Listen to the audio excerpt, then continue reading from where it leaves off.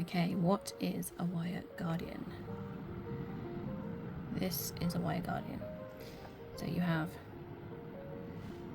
2 holes at the bottom that you're going to thread your thread through.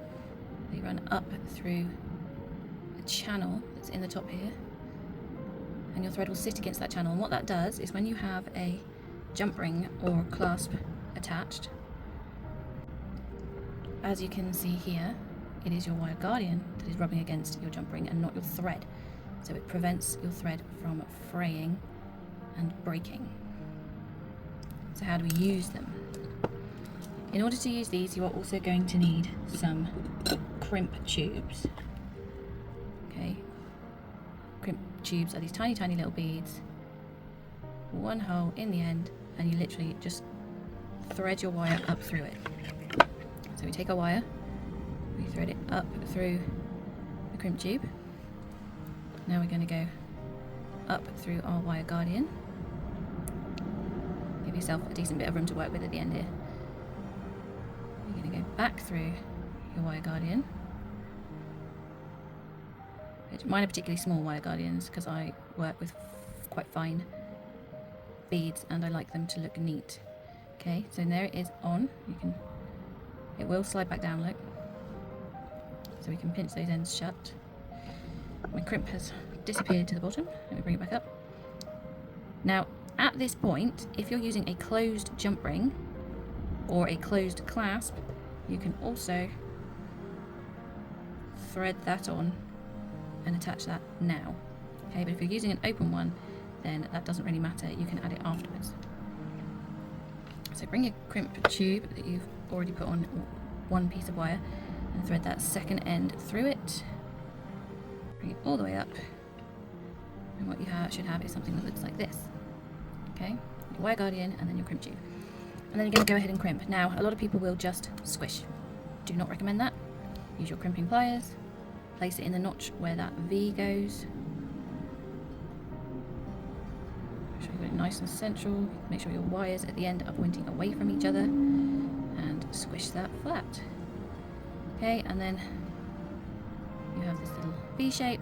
You go back in, rotate it so it's curved, pointing the end of the jaws, and crimp again. And what that does is crush that crimp, sort of folds it over on itself if you like. And that is very securely held in place. You can go ahead and string your beads on now and then add your things afterwards. I have also seen people who will crush these flat. I don't tend to do that because I crimp properly underneath and I don't personally like the look of it flattened, but you can if you want to. Now the other thing you can also do here is to add a crimp cover. Now a crimp cover looks like this. It is a bead with an open end. Okay, I don't know how well you can see that. And what you do is you place it around your crimp. Now I'm just going to hold this properly.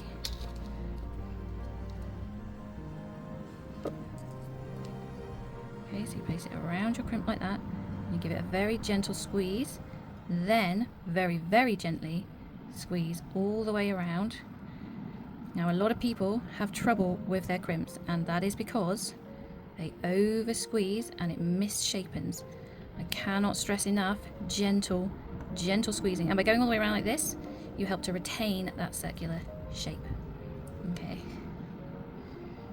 And there you have it. It looks much more professional. String the rest of your beads on place and repeat with the other side.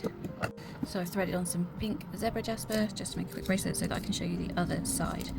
So, crimp bead, thread on, wire guardian, thread on. I have a closed ring clasp, so I need to add that now before we go any further. Now take your crimp bead and thread back through. Now what you don't want is a gap like this, because that will stay once you have crimped it. So what we need to do is make sure that we can pull this all the way down there. So we want to keep pulling our thread till that gets nice and tight. Now before it gets too tight, while we've still got a little bit of wiggle room, I'm going to thread down through 3 beads. So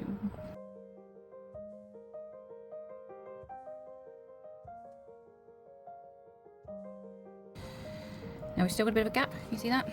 So we're just going to make sure we pull again so that that is nice and tight and in place. Now we don't want our crimp disappearing through that first bead either, so we have to be a bit careful there. Now come in with our crimping pliers, make sure that we are fully around that bead and that bead only. Crimp to get that nice shape. Remove.